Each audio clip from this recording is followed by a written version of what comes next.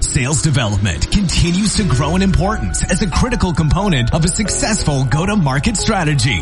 And with the explosion of new tools, technology, and processes, the sales development industry itself is thriving, as seen with the growth of the Tenbound sales development market map over at tenbound.com.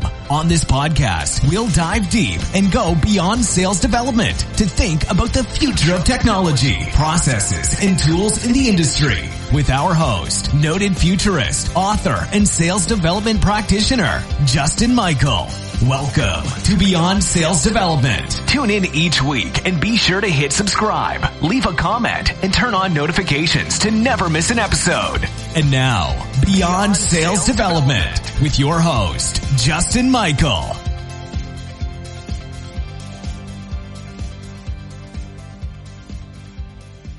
Welcome to Beyond Sales Development. I have here Amir Reiter from CloudTask, the CEO. Now, I like to call this guy the CEO who calls, because it's not every day that I meet a CEO and makes cold calls. The CEO that sells, Justin. That's right. Yeah, I've known Amir for a while, a few years now, and I keep running into him in San Francisco more than I'm in San Francisco, which is impressive because he's based in Miami and in Medellin, Colombia. Now I'm based in Miami. I was in San Francisco during the Columbia years, so I definitely saw you quite often in San Fran. I had that backwards. Okay, awesome. Well, the show's called Beyond Sales Development, and it's really just a discussion of the future of where outbound sales is going. Can you tell me about some of your thoughts on tech stacks, people, visions you've had of how we can be better as an outbound ecosystem? Well, yeah, this is a topic that we can chat for a long time, so I'm not going to get into crazy details. I think this is something we talk about always, but I think the end game is going to be done for you sales, similar to how Uber, you want to ride and you can pick your destination and your price comes up and you get there and you get out of your car and your credit card is charged.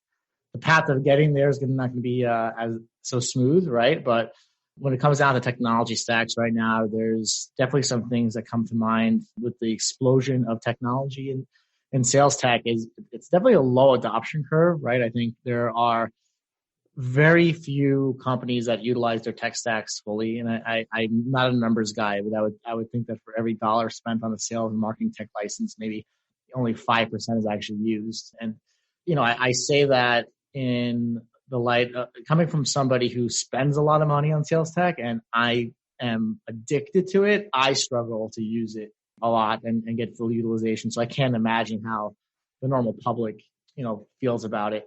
And, I definitely think that a lot of bad practices have come from the explosion of sales and marketing tech, because if you look at how a lot of these sales and marketing companies came to be, they started off with a pitch deck, a financial model, and they raised a lot of money from a VC. And that VC said, go grab some market share, right? We have to make our LPs happy. We need to go public. I need one unicorn out of every 100, right? So what happened was that nobody invested in customer success, in relationships with consultants, and it's kind of really damaged, I would think, the game, right? I think that a lot of people don't talk about it, but a lot of sales and marketing tech centers around emailing, right? And people have been emailing each other at higher velocity, and spam filters have been going crazy. Sender scores have been going down, and it's like something just nobody talks about, but there's probably, a few hundred, I don't know the number, spent on sales tech where people are just going right to the spam box and they don't even know about it. So I think the way these companies have grown has been all about land and expand and not really about let me go reach out to, every sales and marketing consultant, make sure that these companies have somebody doing it right. So it's almost like selling, like you would never sell like a medical laser and just be like, hey, go, take off your tattoo yourself, right? There's always a clinical person, right? But it's been missed in sales and marketing tech. And between you and I think we're going to see the consequences of that over the next 5 years with a lot more SDR turnover, a lot of churn in sales and marketing tech, not because it's not good, just because people aren't going to be able to get the ROI on it or feel like they have an ROI. And I think the future will be done for you, because I think that the way Americans work is they want things done for you, right? You want to get a nice house in Aspen, Colorado. You want everything done for you, right? You want a person waiting for you with the key to show you around, and you want it clean, right? You might hire a chef to come by and cook for you. That's just the way Americans are, and I think that that's the future, in my opinion. I hope I just didn't jump around too much on your first question. No, it's good. I think of a couple of things. Like I was talking to Lars Nilsson, and he blew my mind because he said like high growth companies are spending $1,000 per rep per month. If you really bake it all in with the telephony and all the systems that support a sales representative. So I think that sub-specialization and converged systems are the next wave. I've been looking at tech stacks now where it's like, it's a dialer and it's a data and it's, data in terms of dials and phone numbers. And then you've also got conversational intelligence. You look at like something like Ring DNA, for example. Some companies are saying, let's just up the budget per rep and go for it. Best of breed the whole way. Other companies are saying, hey, the CFO is looking at these costs now relative to the hire. You're really smart on the technologist end, and you beta test a lot of really cool tech like Ample Market or Skylead. Can you talk to me about some of the coolest tech you've seen? And do you think it's both? Is it going to go converged and specialized tech? Or are we going to finally start to see this minority report thing where, the one tech to rule them all? I think there's always going to be that move to do like an all-in-one, and then best of breeds will keep coming out and pushing the concept, and everyone's going to be like, hey, why am I going to use this all-in-one when I got, one platform that does this or that better? So that always happens. If you look at like ERPs, like NetSuite, the concept of like all-in-one kind of broke down in a sense because of the ability for brilliant people across the world. It doesn't matter where you are, if you're Belarus or San Fran, it doesn't matter anymore, right? And these guys are just making great tech. So I think that there'll always be a drive towards all-in-one, but I think it'll always be a battle, like in a kind of a curve where it's bouncing towards all-in-one and then best of breeds as things change. Cool technologies that I like are, I think it's a combination, right? I don't think it's necessarily tech. I think it's more of like, if you're using a dialing service like Connect and Sell or Connect Leader or a dialing tech like Orem, but you combine that with an actual service that does human verified leads or a really good lead source. Now, boom, all of a sudden you can have 5 conversations an hour versus 2 connect rate, right? Like I've been able to get 300 dials an hour. I've had hours where, I'm trying to get these dials out, but then I talk to somebody and I'm having like a 40-minute conversation. So I have like literally 3 minutes of dialing time and it dials like 15 numbers. I have 3 connects and then I'm talking for an hour, right? And it's not the tools that's allowing me to do that. It's actually the concept of targeting the right people, right?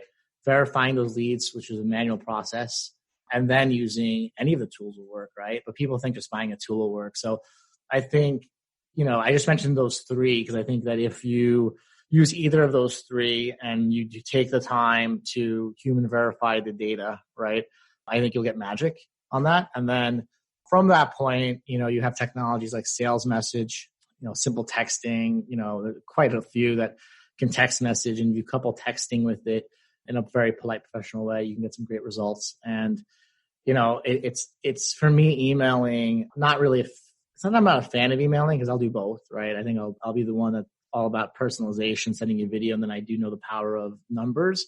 But there's people need to kind of, I would say align the goal correctly, right? Like if you're going to request podcasts, maybe you can do like a sequence out. But if you're really trying to make qualified meetings, like it's probably not the best way to send just these cold sequences. So yeah, I think that phone technology for me and services are exciting. And then LinkedIn services, right? I think automation's illegal. I wouldn't advise to it. But if you were to get into that realm, I'd find something that acts like a human and write like a human and interact like a human, because those rules that LinkedIn put in place, they're put in place to protect the network from spam, right? And from annoying messages. So it's, for me, if you're going to write really good messages and they're very polite and you're using a tool, I don't see that as a violation, because if you look at why those rules are in place, but obviously those rules have to be in place because people don't think like that, right? But if you're going to send a connection request to a sales leader and be like, hey, I'm a sales leader, you're a sales leader, I put some great content out there, let me know what you think. Like that's pretty polite on a network, right? if you're going to message a sales leader and be like, hey, John, I have the greatest sales tech in the world. Can I have 15 minutes for your time? Here's a calendar. Like, that is BS, and that drives down the quality of a network. Why does it all sound like that? I mean, what trips me out is there is like an avalanche of content about ways to do personalized and hyper-personalized, and then I'll open my LinkedIn and it's just like, hi, Justin, comma, and then boom, boom, boom. I get these automations or I get these emails where it's so vague. It's like, well, you work in sales and we know some of the same people. And it's just like, is it a template? Why can't folks just try a little harder, right? And maybe it's an over-reliance on spray and pray. It mystifies me.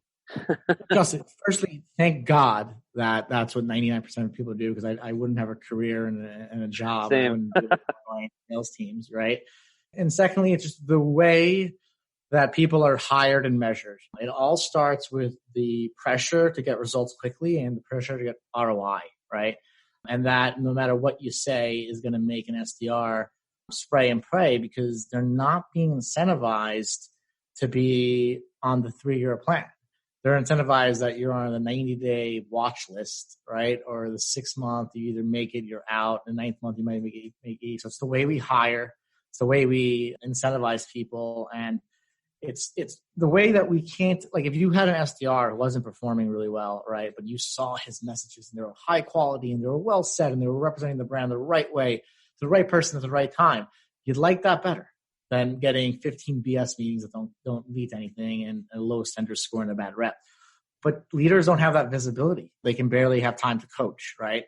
So what does a rep do? They blast because they're given the tools to blast, right? Which between you and I don't think a single sequencing license should be allowed to be handled by an SDR. I think if you're hiring a human, they should only be allowed to send personalized emails, voice notes, videos, phone calls, because it's better to be controlled for marketing. But yeah, I think it's a combination of that. I think it's how people hire, how they're incentivized, and what they have. You don't have visibility into the quality, right? If there was a tool that's a quality score and personalization score, and your job was to keep that on green all day long, and it didn't matter the meetings you had, you get a lot of better sales practices. So I always ask this question because it was the premise of an article that I did write, which was a world where SDRs or XDRs go away. And I realized it was actually just so far out there because we don't have hoverboards or flying cars, delivery drones, maybe a self-driving Uber or like Google Maps is there, but there's still a human in it. So how far can this go beyond in our lifetimes in the next 10 years? I've talked to some CEOs and they said, well, AI and ML can be applied to different problems that are fun to solve. Like actually replacing the human isn't as fun as making that human 10x or 100x more efficient on some of these really time-consuming pieces. Targeting, it really comes down to, do you believe that the top funnel could ever be fully automated? Well, I think that we failed to take a look that monopolies like Google and Microsoft and Apple have really consumed all the digital marketing spend, right? And they're kind of, in a way, automating that idea that a banner is okay and a phone call is not, right? But I think putting a banner in front of someone's eyes is the same thing as an outbound call. It just became acceptable. So that's kind of become automated in the sense where, like, you're gonna your digital ads, your Facebook, LinkedIn, Bing, Google, right? And then every other organization is doing an arbitrage of buying other people's traffic, right? Like on CNN, and you put a banner on it. I think that's becoming a monopoly in an automated world. Will top of the funnel be automated? I think so. Just it'll be much more in line and connected with the digital ad companies. Between you and I feel like they should be taking over those channels. I don't want them to take over my job, but that's an opportunity for them, because inbound and outbound are the same thing. I'm like, it's all about getting the right person's attention with the right timing.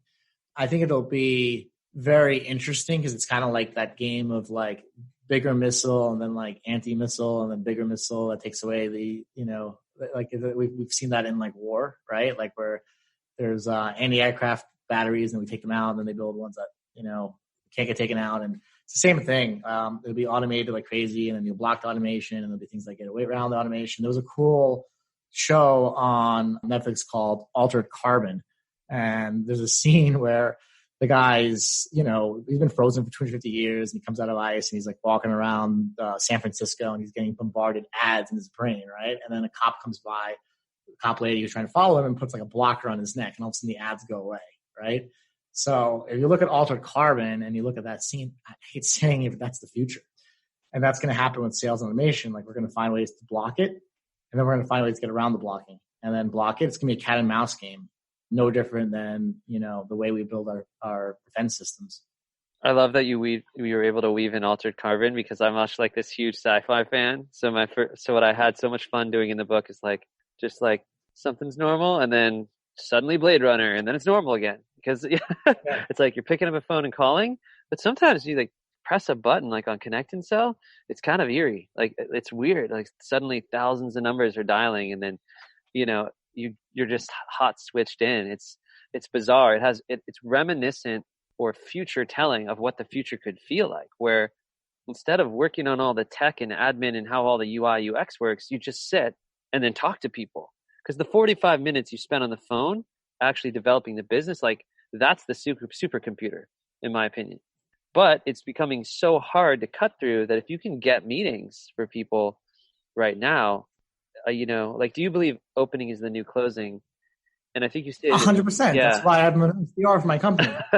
So, okay. I don't even bother. I want to highlight this to listeners. I get on calls and people ask me details and I have no idea how to answer them. I'm like, I don't even know. I'm too busy opening up opportunities. Like if you want to know the answer to that, you'll talk to my team. 100%. Because people do the research and before they talk to an account executive, they already know that you're in my top 5, right? Or it's people have been saying that for a while, but it's so true. It's the truth. If I'm on a meeting, you don't need to be a good salesperson. You just need to be polite, respectful, follow up really well. You don't need any super talent. You're not going to sell me. I'm going to buy the product or service, Yeah. But the SDR calling me, you got to be good. Yeah. You're one of the, they're out there, right? The Chris Beals of the world, some people who are behind some of the phone technology, but you are rare in that you'll get on the phone yourself. I've even encouraged you to take this direction to coach revenue leaders or entrepreneurs or CROs on strategies where they themselves can take over the funnel. When I'm coaching teams, I like to get on the phone. It's shocking. I'm like the RVP and I'm crushing phone calls all day. Very important though for me. If you think about it, Cloud Test does do, the full sales cycle, customer success and support, but most of our business is sales, right? And that's kind of how we grow. I didn't raise $1 of outside funding. I bootstrapped $250,000, right? And how did I live and pay my people? By building my pipeline and selling, and that's our primary service. So as the CEO selling a sales as a service, right? I think it's culturally important for me to hit the phones and show my teammates that, hey, your job, which you might think is entry level, well, guess what? That's how I started my career, right? They see me as the CEO of a tech company right now, but I was calling for years. I was going door to door for years. And they need to know that, I'm willing to do the hard battle with them. And then also by doing it, I'm able to pioneer and learn what's working and train people on real time, right? So it's like a customer success play for me. It actually helps my customers get better results because the more I call, the more I'm sharing with my team, the more the team's getting motivated. And guess what? The difference between a few meetings from someone being motivated in my team is the difference between their career getting advanced, our client's company getting the results they need. So it's mission critical for me probably to spend more time calling and less time with podcasts with you. So what I love about you, other than your willingness to do it, is your dissatisfaction with the tech. I had Mary Lou Tyler on the show and I was like, let's ask this question. What should be built? And she said a follow-up engine. She said, I don't like she likes it, but she's like, none of the tech is really going there. You're always pushing the envelope. You're always trying new tech. You're never going, okay, great, the stack's done. It's just never done. It's always day one, right? So what is driving you to innovate? I feel like there's an entrepreneurial element of how you must approach it. I think at my core, the why for Cloud Task moves me more forward, right? I all that comes down to me being an entrepreneur at 26, really struggling to grow my businesses because I couldn't hire and train the right people and just getting kind of almost sucked dry from my staff financially, mentally, emotionally, right? And knowing that if a company can focus on improving their product and services, I'll have some new cool toys to buy and things to work with, right? So Just think about it. If you're Oculus, right? Like, what are you trying to be? You're trying to be the best with VR in the world, right? Having to have a customer success team, a sales team, a support team. Is it like your mission? Is that what you want to be? No, it's to invest into your actual tech, right? So to me, all of those products are a byproduct of a modern business. You need these positions. But if people could fully, literally outsource and get better results, they can actually make their products better. Because now they're spending less money on waste, less capital on figuring it out. They don't need to figure out the best support success tools. You want them figuring out the best VR technology. It's a distraction. So my whole why is letting CEOs and leaders focus on making their products and services better. That's who they are, right? Think about it. And that's why Uber, these big companies, why do you think they have great tech? They're outsourcing all their support. They have 10,000 outsourced people. They're not going crazy hiring support people and buying Zendesk and Mitex. No, they're letting the companies that have been doing it for 20 years do it, and they're working on their tech. What drives you to improve and excel? The motivation is hard because there's a lot of repetitive aspects to these jobs. Everyone that's touching sales development, that's why there's such a seeking of automation, because it's like, and here's where like my email address is getting, bad email. Here's where I call and I can't get through. Here's where like the sequencer, there's some piece that's broken. So how do you stay motivated in such a repetitive environment to keep it new, to keep it fresh? How do you coach your teams to do that? I think there's some futuristic aspects to this that everyone can learn from you as a CEO. I think for us, we're becoming, a technology company, and just like an Uber, you're not going to be able to pay for our SaaS. No, it's going to be done for you. You're going to pay for a license. License is going to equal to an output. That output's going to be 30 to 40% higher than someone you could hire at a W-2 with 30 to 40% less cost, right? And the motivation is knowing that our future teammates are not going to be SDRs or customer support reps. They're going to be SDR trainers and customer support AI trainers, training the platform to automate the mindless function so that people can have conversations like we're doing now, whether it's a podcast or a meeting or a networking event. I think that's what keeps the team motivated. They're very motivated as is, but knowing that we're transforming into a technology company and that their careers as experts in AI and automation, I think, is the fueling factor for us. I noticed that you have a really strong way of doing content marketing. So I've seen you do drip video. I've seen you do videos on LinkedIn, podcasts. That's also something where I see a lot of C-level executives who just either aren't on LinkedIn or they have their teams doing it. What's the value of personal brand as the leader of a tech company? And then what tips do you have based on your adventures on that, on regular folks, regular sellers? Like, there's no regular, but people that want to become excellent in content marketing. Sellers have been told for years you should curate on social media, not write, because, what sellers can write? I disagree. I think everybody's got a voice. So how did you make the journey from curation to creation of content to now innovative deliveries of that? Because I just noticed it in your approach, and I think everyone would love to learn from you.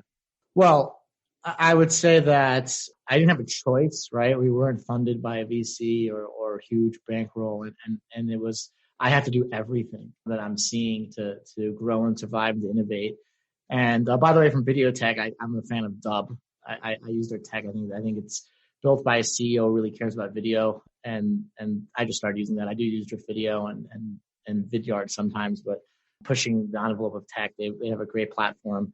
But I think that for me, it's necessary to be, a brand, right? But at the same time, the right brand that represents your company. And I think that a lot of leaders shy away from that because they're shy, and because they're making money, right? So they're getting a check for $300,000 and they got their stock options. They don't really have a driver to get out of their comfort zone. Like, I'm willing to do whatever it takes for my team, right? Like, I will literally be the first person to get rejected, and you just don't see that a lot. In fact, I had a company, it's kind of ironic, and I hope he's listening. It's the CEO of a tech company, almost like an outreach, and we were doing their customer support, and their CEO literally would spend more time on a calculator trying to save money on customer support and negotiate with us. And I would literally be like, you're crazy. You do 0 posts on LinkedIn. You get 10x on $1 million of sales. So $1 million of sales is 10 million. And you're here trying to save a few $1,000s on support that we're doing well. I'm like, make a video. And the guy is so shy and he just can't do it. Like, he can't post on LinkedIn, and his company has no presence on LinkedIn. And they have a great product. It's actually better than a lot of their competitors. And they're out of the Y Combinator. And they're just like, some of these guys they're super smart out of XYZ college. And like, they just didn't ever, they never worked. A lot of these guys building sales tech, they don't do sales. You know, they've never done sales, right? So like they're hiding behind, like they're just building a tech platform and they're like, they never even used it, right? Like I know like the founder, the leader of one of the call recording technologies, like a Gong, not them, but the founder was not, he was a CTO. He wasn't a sales guy. I don't think he even sent videos. I never saw any videos or anything, you know, being like any meetings being taken. So I just think that a lot of the leaders are not being pushed by VCs that give them money. They're maybe making money and they're already satisfied. But it's great because it's a great opportunity for those who are not shy and those who are ready to adopt early. Because like I said before, if everybody did everything right, it'd be a very hard world for us to survive. So I'm actually happy that there's a lack of adoption and things that work. And then by the time they do it, it'll be 5 to 10 years from now and nobody will be doing it. It'll be something else. So it's really interesting. You know, the whole leaders and laggards curve. I used to do surgical robotic spine surgery, and you would literally get a perfect bullseye where to drill on the human spine with this robot. And you had to like work hard to convince these surgeons to do it. Why? Because they were making $50K a month. They didn't want to change. They just didn't want to change. You just highlighted the status quo, right? Why stick your neck out there and innovate if, you know, things are comfortable? But it actually comes down to selling. I really love the Scott Leese model, the addiction model, where you have to first acknowledge problems. So you're talking about business models where it's kind of like nearshore or team extension. And you have some folks that you've walked through the transformation of applying this business model. How do you change people's hearts and minds? How do I change their hearts and minds when it comes to like working with third party or doing video? Trying to do video, trying to employ different business models, like kind of all the stuff you're doing. Well, I think we do it by being persistent and showing growth, right? I think at the same time, people know we're not funded and they see us growing. So I've had people for years have been like, hey, hire us. They don't. And they just see us triple size. It's like there's got to be something there. So I think it's like just being very present and giving away free information and free help. It's just still a battle because I think that the concept of outsourcing is still cliche because of how it's been executed. But in reality, a lot of people they just don't even know the industry. They don't realize that there's 5,000 call centers in America, right? They just don't know how big the industry is because it's only for like the biggest, right? You have this middle market that's like anywhere from 5 to 300 million in revenue. That's like, I'll never outsource. And then you have like 500 million above and they're like, I'm outsourcing to 70 different people. They're competing against each other. I don't care. It's all about the big number, right? So like the $1 billion companies are doing it. But the middle ones are like, you can't do it. And I think that just putting up good case studies, getting good reviews, partnering with people in our industry that do a really good job. I'm friends with a lot of people you think are our competitors, but they're not.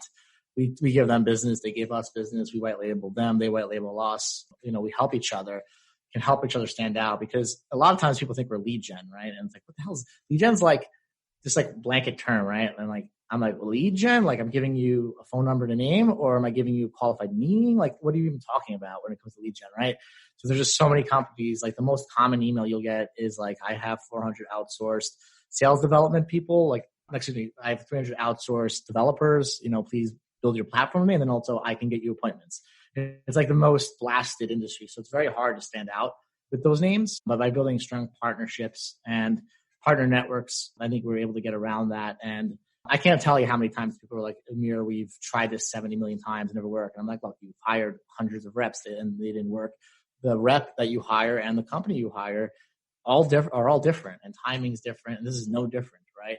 But it just, people are very comfortable with like accounting, outsourcing, IT outsourcing. They're becoming more comfortable with sales outsourcing as well. And, you know, I think the idea, it's not replacing jobs, right? Instead of hiring SDRs that you're going to churn, that you're going to lose, that want to become AEs, hire more AEs, right?